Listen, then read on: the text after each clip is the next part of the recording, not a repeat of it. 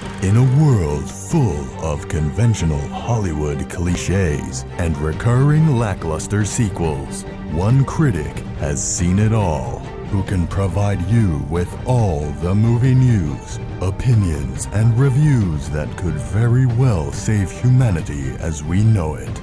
This is Libby's Movie Hunt. And now, your host, Libby Hunt. Hi, welcome to Libby Hunt. I'm your host, Libby's Movie Hunt. Welcome to Libby. I'm getting all mixed up today. I've never done that. Just one of those. No, welcome you've to never Libby's done that Movie before. Hunt. I'm Libby Hunt, along with Kevin E. Hello, hello. It's Friday the 13th. That's why. That's got to be it. That's it. But I'm not superstitious at all. I'm not either. Really, I'm not. My daughter actually was. I chose to have her on Friday the 13th. I was induced, so that's a lucky day for me. Isn't that funny? That is funny. Yeah. I mean, they said, "You want to be induced today?" I was like, "Yeah, it's fine." Might as well. Yeah, my nephew. But they asked you if you're superstitious. Yeah, isn't that funny? they checked first. My uncle had been born on a Friday the 13th, and he turned out pretty good. So welcome, everybody, to Libby's Movie Hunt. We're glad you're here to talk about movies, our favorite subject. Golden Globes, Kevin, did you watch? I tried. It was one of those things where I had it on in the background, but I just wasn't. It didn't. Not enough happened to really keep my attention. Is that a big night for you, like the Oscars? No, Oscars Neither. is much bigger, but there are some things I like about the Golden Globes. Although I feel particularly in the world of TV comedy, there are so many great shows that are completely ignored, and the ones that win everything are ones that I don't like. Well, what was interesting is there's so many shows now at the Golden Globes, TV shows that are like Amazon, different Netflix, which I love, but that are being, you know what I mean, different. Not just ABC, CBS, HBO, yeah. Cinemax. There's so many that you're like, FX, Hulu, Amazon. I was like, I don't even know. I don't even own some of these apps to watch these things. But I've never been as big a fan of the Globes because it is TV. I'm such a big movie fan. But I've always loved Tina Fey and Amy Poehler. They're cute. And I was kind of disappointed Jimmy Fallon wasn't in it very much. No. And he's so funny. That's and true. He's great. I was disappointed, and I'm sure some of my viewers won't agree, in Meryl Streep. She's like one of my all-time favorite actresses, and I was so sorry she got up and had to get political. It really bummed me out because it's just not the platform for that. Well, and someone's like, oh, she wasn't being political. She was talking about human dignity. And I'm like, she was being political. She was being very political. Right. I mean, if she was trying not to, it was very thinly veiled if that's what she was attempting to do. But I hated, though, gosh, Trump, somebody has to take his Twitter away. I mean, why did he get on the next day and say she's an underrated actress? I'm like, come on. Yep, you're Be right. a big Somebody boy. needs to take his phone away when this stuff happens. Be a big boy. But whenever, this goes back to when I was a kid, Marlon Brando didn't accept his Oscar one year, and he sent an Indian woman to accept it on the Native American Indians because he doesn't like how they're treated. And I'm like, what? Yeah. Just go accept the Oscar. What are you doing? Yeah. I mean, no other awards thing do people make it I don't know, but whatever. That's just my take on it. Like when I could not agree more. on Hamilton when they called out Pence. I mean, they wouldn't do that to a Democrat. I don't know, but whatever. We're not going there. No, I thought it was very inappropriate on both of those occasions. But overall, the Globes were fun, and I have to say Moonlight and La La Land kind of swept the night. They did. I wasn't surprised. Those are both right up there in my top 3, 4, 5. Well, Moonlight I kind of added later. It's maybe my 10 or 11 movie of the year. I don't know. May have to move it up higher. It was so good. But, okay, let's move on from the Globes to you're a horror film guy. Yep. And I can't believe you didn't. Well, I had. It's hard for me to get in the horror mood when it's not around Right. the fall season. Exactly. You love it then. But since it's Friday the 13th, a lot of movies they say are going to open on the weekend, and really they open on Wednesday or Thursday. And last night, it was Tuesday, a couple nights ago, I had a screening to The Bye-Bye Man. And this is also a time of year they roll a lot of horror films out when all the Oscars movies are, already been out. So it's a time to show them. But I have to say it was absolutely packed. It was actually Seriously. absolutely packed at the 10 o'clock showing. The screening people that sent me the deal to the screening, they're like, get here early. It's packed. There's such big horror fan people out there that love horror films. Yeah.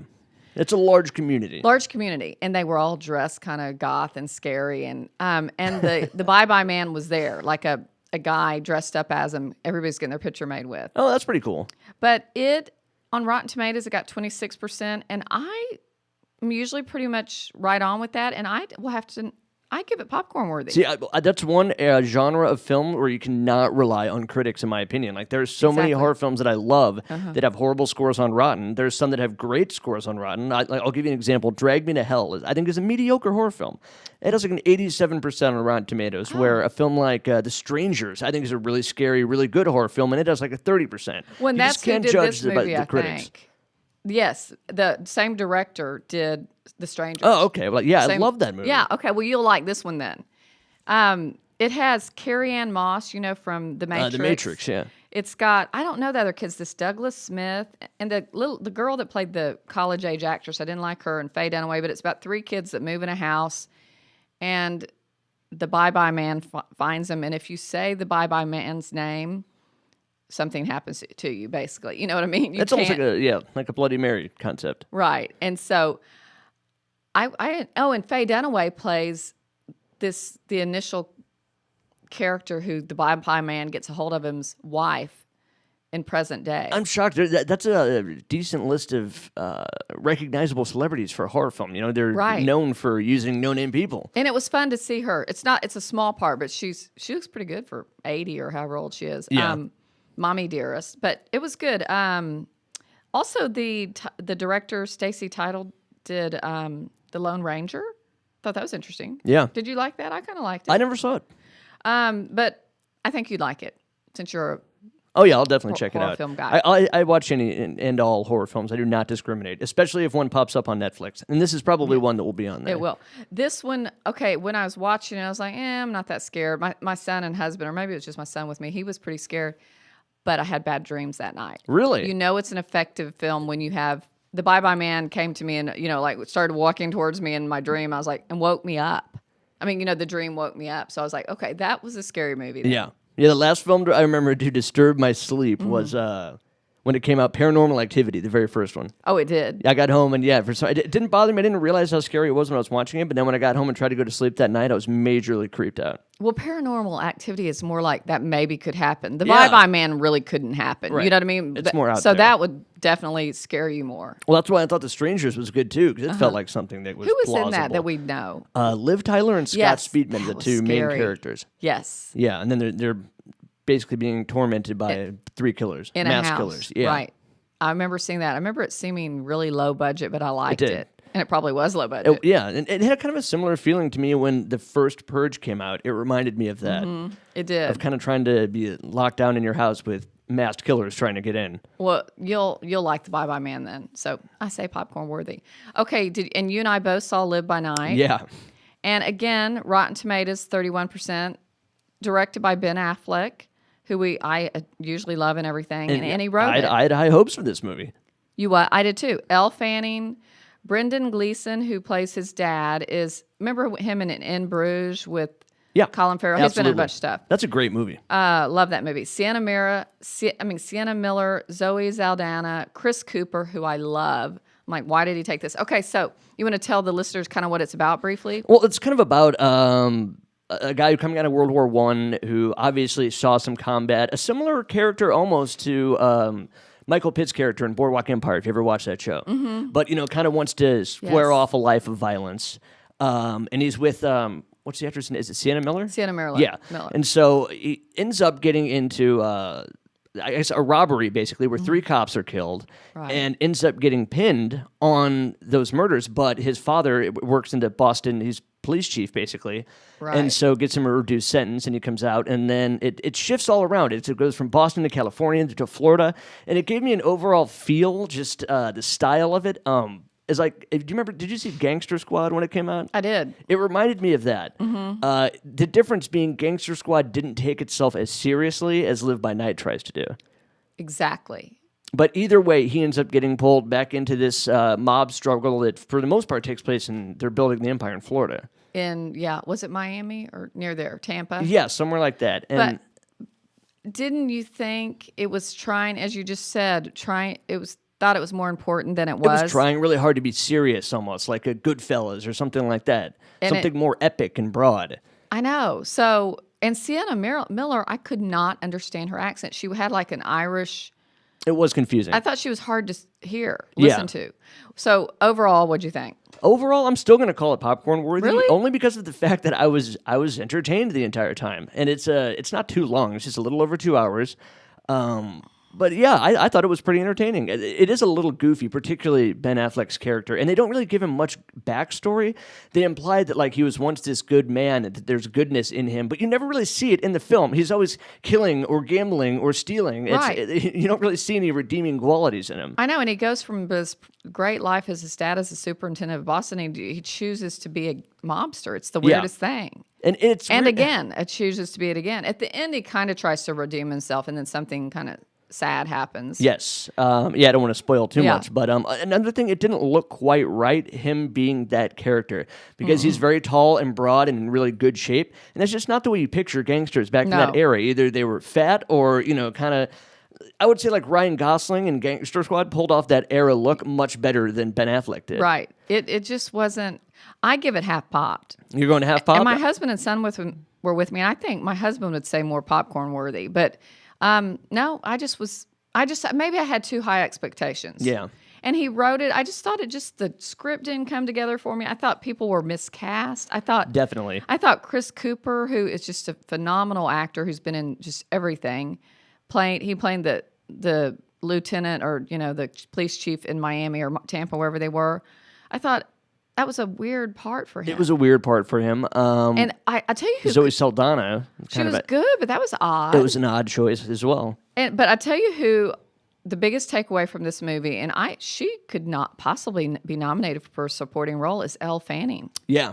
She was fantastic Definitely. as She was, Chris Cooper's daughter, the police chief's She was daughter. the ringer in that movie for sure, the one you didn't expect. And she was so beautiful on camera. Like when they panned her, she plays the teenage daughter that kind of goes off this bad path and comes back as this preacher that doesn't want drinking or gambling. And I thought she was great. I thought she was really good. She's become a really good actress. Yeah.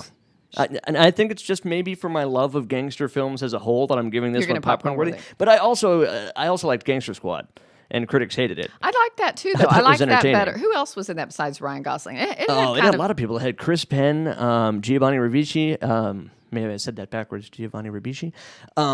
Let me think. Who else? Josh Brolin was one of the main characters, and I like that because it didn't take itself too seriously. It almost felt like Brian De Palma's The Untouchables meets Dick Tracy with Warren Beatty. A campy kind of feel to it, but still gritty and violent. I thought that was thoroughly enjoyable. This one, it tries to take itself too seriously, but I still would say popcorn worthy. Okay, well, we're in a disagreement there, Yeah. so that's always good. It is. It's rare, but it happens. But there's so many good things out right now. I'm just saying, if there weren't a bunch of good things, I'd probably give it a better rating.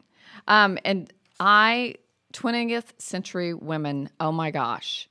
With Mark Mills directed it. He did Beginners. Did you ever see that? No. I'm not It's familiar like- with him. I don't either, but that's supposed to be his big hit. Annette Bening, Elle Fanning again, Greta Gerwig, who I love, this young kid, Lucas Jade Zuman. He was in Sinister too. I don't know. Might remember. He was a kid. Billy Crudup, who I love. Oh, me too. But this movie takes place in 1979, which is when I was in high school, so I got the clothes and the culture. It was the punk rock era that didn't last very long. But this single mother lives in this home, and she rents out the house to Greta Gerwig and Billy Crudup. Yes. And her son, she sees how he's interpreting the world. She's a single mom, and the father's not in this child's life, and she hires Elle Fanning and Greta Gerwig to help raise her son. And it's just hysterical what goes on in that house. And it's just it's the writer, it's basically a kind of little bit of a biography, I don't know if that's the right word, about his life. I think he was raised by a single mother. Oh, okay. An ode to her. Sure. But it's a great script, which is my very favorite thing. Great, funny, smart dialogue. Like the audience was laughing the whole time. But it's serious, a lot of it, but it's really witty and smart. And you also have that good nostalgia factor, like you said, from being... Oh, the clothes Yeah. and the music. They'd put on music. The mother, she'd put on the music and she's like, do they know they're bad? Asking about the punk rockers. And they're like, yeah, that's the purpose. They know they're bad. But there's so many lines. Actually, I put it on my Facebook this week from, like, example. just there were so many little jewels of wisdom and little lines delivered to the little boy from the female cast. Like the little boy said to his mother, "Do you think you're happy?" And she said, "Seriously, look, wondering if you're happy is a great shortcut to just being depressed." I mean, what a great line. Yeah, that's true. And then one of the Abby, the Greta Gerwig character says to the kid, there's lines like this the whole entire movie. Whatever you imagine your life is going to be like, know your life is not going to be anything like that. So it's probably one of those movies where every single time you watch it, you can pick up on another one of those. Right. I mean, I literally left the theater. I was like, I could go get to my car and write those 2 lines down. But the whole movie is full of lines like that. So I give it popcorn worthy. No, I give it Oscar. I give it Oscar worthy, and I think Annette Bening will win. I'll do before the Oscars my who will win. Oh yeah, we got to do our predictions. Yeah, who will win and who should win, and who will win. And Annette Bening has got to win for this role. I mean, it's funny though. I believe it's classified still as a 2017 film. So will it be in the running for this year's Oscars? I mean, the reviews are great. It has a 93% on Rotten Tomatoes, so it looks like the critic consensus definitely agrees with you. But I wonder. Well, in the Golden Globes, they announced it as she announced her film. It must have been up for something for that. Oh, okay. So yeah, it's in it. It should be in there. It'll be in there. Yeah, because I've heard rumblings that she'll be. Highly recommend it, y'all. Go see it. So is for 2016, just asking, Yes. Hell or High Water still your top pick? Still my top pick. Okay, good. Still my top, for sure. Mine too, for sure. I know. I can't believe it didn't get more. You know who got recognized at the Golden Globes for his role is the terrible bad guy. I don't know that actor's name. He's British. But the one that was so evil and that, did the bad stuff to Jake Gyllenhaal's family, he got Best Supporting Actor award at Golden Globes. Wait, hold on, I'm getting confused. In we talking about Nocturnal Animals? Now I moved to Nocturnal Gotcha. Animals because that's my other favorite Your other movie. favorite. I'm sorry. And they're both dark dramas. Well, they're dark dramas. They remind me a lot of each other because they're just both so good. But yeah, sorry, Nocturnal Animals. The guy won Best Supporting Actor at the Golden Globes, but that's the only recognition that movie got. And Hell or High Water didn't get much. No, didn't get anything. It better at the Oscars. I know. I don't see how you could pass that up. Oscar voters, if you're out there listening, listen to me. Yes. What else did you? So you didn't see Silence? I did not, and I'm a Martin Scorsese fan. Don't get me wrong, but for the most part, I tend to not like as many of his films that aren't those like rise and fall criminal biopics. Those are always my favorite. The Wolf of Wall Street, Casino, Goodfellas.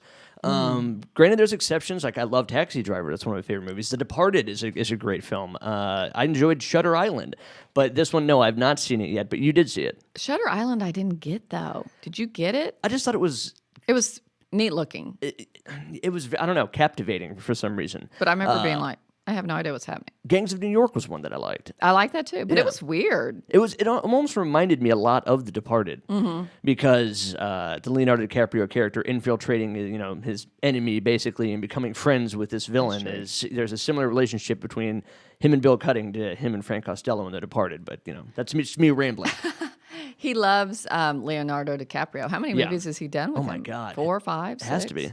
Yeah.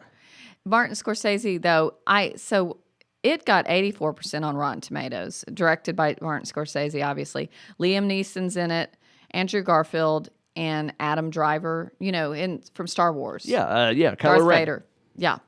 But so it's about, in 17th century, 2 Jesuit priests face violence and persecution when they travel to Japan to locate their mentor, Liam Neeson's character. And I don't know what I want to say about this movie. I'd give it popcorn worthy. It's kind of long. It's kind of slow. But it's very, very beautiful and thought-provoking. It's very and I left thinking, I need to look up what Martin Scorsese, because it's all about Christianity, majorly. And I'm like, I didn't know he was a Christian. I don't know He's what his Catholic. political affiliation is. Yeah, I don't either. But, he had done that movie years ago with Willem Dafoe, like something about Christ and his last temptation. It was kind of I remember that. Scandalous because the last temptation of Christ and all the Christians. So this one though, it's being nice about Christianity. Kind of, I don't know. You'll leave thinking a lot about Christianity. These people are persecuted over there in China and Japan for their faith. It's so sad. They're just killed. They're hung upside down and set on fire and drowned. And so it's one of those like thought-provoking type pieces that you're glad you saw, but probably are not going to sit down and watch it again. Oh, no. And it's a little over 2.5 hours. It's long. And it feels like it's a little over long. 2.5 hours. It feels long. It's not like The Wolf of Wall Street, which is 3 hours and it blows by like that. Totally blows by. Yeah. So, and Liam Neeson is not in it very much, and you want him to be in it the whole time because his voice is so good. I do want to give one shout out to Andrew Garfield, who I am not a huge fan of. I thought he was kind of goofy in Hacksaw Ridge, which I love that movie. And I thought he was great in Hacksaw Ridge. But he's Spider-Man to me. I think he'll be nominated for an Oscar for this. He's definitely a rising star these days. You will die. As far as acting credentials. Well, he's got long hair and a beard. He just looks, and he has an accent in it. I don't know if he kind of has an English or a Spanish accent, but he's totally much more adult looking than we're used to. Totally pulls it off. I think he'll be nominated. So 85% on Rotten Tomatoes. Let's look at Rotten Tomatoes. Bye Bye Man was 26%. I don't agree. Live by Night was 31% Rotten Tomatoes. I don't agree. I would put it in the agree. 50s range. 20th Century Women, 93%. See? Is that a movie that you would see since it's a kind of chick talking flick or no? That's definitely a movie I would see. You would see it? Because I feel like it would be thoroughly entertaining. Yes, I think you'd like it. It would, because you like that stuff set back in time. I do. We had like 5 movies to talk about, and I've talked about them all. Oh, I still have one more. Oh, yes. I saw Patriots Day. Okay, so. Directed by Peter Berg, who has had a pretty good year this year. I mean, I enjoyed Deepwater Horizon as well because it had, it was very intense, good pacing. And this is similar in that sense, even though it's a completely different story. We're talking about the aftermath of the Boston Marathon bombing. And it's one of those that just is so good to watch because you remember being there and like watching, like being glued to the TV during the news in that time, during that manhunt. Well, when was the Boston? Was it just like 6 years ago? It wasn't that long ago, yeah. And it's definitely very well cast. I love seeing Kevin Bacon in any movie. He's just not in enough stuff these days. I know. And he plays the FBI agent who's in charge. And then Mark Wahlberg is pretty much always good and believable as a Boston cop. So he fills that role incredibly well. And then you have Police Chief John Goodman, who always gives a good performance. He's lost a little bit of weight, too, hasn't he? He does. He looks good. But tell us about this director. He also did what other movies? Well, we talked about it recently with Mark Wahlberg. The Deepwater Horizon was his most... But the one before, didn't he do the one where Mark Wahlberg is over at war and those 4 guys? Oh, yeah, Lone Survivor. That's right. And I like that movie, too. So they all are fast-paced. Usually fact-based or based on a true story. And yeah, not overly long. But this one just has a good, American patriotic feel to it that at the end leaves you with a good feeling, even though it was something that was so horrible that happened. It's not like, films that were made about, like the Nicolas Cage film, I can't remember the name of it, about 9/11. It's a remarkably depressing film. This is not a depressing film that way. Exactly. It's more uplifting. But, I would say definitely popcorn worthy. I think it wanted to possibly be like an Oscar-worthy type film, but I don't think it's quite there. I would just say very, very popcorn-worthy. Good acting, good pacing, good story, good message. It's just overall a well-rounded movie, but not Oscar-worthy. Well, I'll definitely go see it. So recently you were talking about the manhunt. I forgot that there was that those 2 guys, how they tracked them down was by social media. Everybody had all these pictures, and they saw the bad guy, one of the terrorists put the backpack down. And so they tracked him all over town until they found him. It's kind of crazy, isn't it? Yeah. I mean, it's just, and also... So is that what the movie's about? Such a horrific event. Yeah, it focuses much more, on the aftermath and the manhunt of the 2 suspects. Because I saw 60 Minutes or something recently about the 6 people that really were hurt. There was more, I don't know who all was hurt, but they lost limbs. A lot of people lost their legs. And I thought it might follow those characters. It doesn't. A little bit. It does? The survivors play in helping with, assisting them in finding these 2 guys. Okay. Which is another, uplifting part about the movie. Right. Because obviously, the people who have been maimed and lost limbs, and seeing how everyone worked together is really where, it's just very entertaining. Well, when I saw that how they use social media and street cameras to find these guys, I'm like, I hope it scares a lot of terrorists out there that they're going to be caught, because nowadays there's a camera everywhere. You know what I mean? Yeah, that's true. So it's like, you forget that. It's one of those things that it seems like a long time ago now, even though it really wasn't. And you forget what a horrific event that was. It was horrible. And it wasn't a huge blast either, but it hurt a lot of people because they were so close. It hurt a lot of people, yeah. definitely. That was terrible. Oh my gosh. Well, I think this past year, or some of those survivors have run in the Boston Marathon too. Yeah, I think so. Now, I know a lot of people complained because they said that he twisted a lot of the facts around in Deepwater Horizon. I know ExxonMobil said it. That's not the way it actually happened, and it was a dramatization and all that. I don't know if that's the case with this one. I hope it's all accurate. But either way, it's definitely something I think everyone should go see, just because it's a good movie and just to honor those, you know, who were hurt or killed by the... Yeah, exactly. Well, and all of those, you know, law enforcement and emergency responders who work together to find the two suspects. I'll definitely, you know me, I'll for sure go see. I love Mark Wahlberg. And do you remember that though? Like how intense that was on TV when they're trying to track him down, and then eventually when they found him, it was hours before I think they actually apprehended him when he was finally hidden in the boat. A neighbor's boat. Yep. But the other guy was, how'd they find him? Or will that spoil it for I don't want to say. I mean, we won't say. Yeah. But it's a little more dramatic. So there's some good movies out there. I'm so glad they're still having some good movies. Since when will they announce the Oscars? I'm not sure. Because a lot more won't be rolling out. But you're right. If there are any listeners out there of this show who are members of the Academy, just keep a Hell or High Water in mind. Yes. You know, I know it came out much earlier in the year, but don't forget about it. And invite us to the Oscars. Yes, please. You know, that's the hardest ticket in the world to get, supposedly. Speaking of that, I'm going to Sundance Film Festival next week, which you know, and our listeners. So Kevin and I are trying to figure out how to broadcast from there. We're going to work this out. We're going to figure it out. Yes. I think we'll be able to do some... I can be here in the studio and we can get you on the phone. And then, I don't know, maybe if you have some video clips we could play or some... If you find a celebrity, maybe you can grab an interview. You never know. The deal with Sundance Film Festivals, they show these independent films, and a lot of celebrities are in them because they love independent films. They love Sundance. And they get up afterwards and have a panel discussion. That's what's fun about going. You don't really see that many walking around town, but you'll see them in the films. And it's a lot of fun. So we will figure out how to broadcast from Sundance next week and give you the scoop so you feel like you're there. Yes, because I'll be here, and I want to know what's going on. I know. I wish you could go next year. Next year, definitely. Okay. Well, everybody, thanks for tuning into Libby's Movie Hunt. We're here every Friday at 2 o'clock on watchonairlive.com, Vocal Media. Have a great weekend. Bye.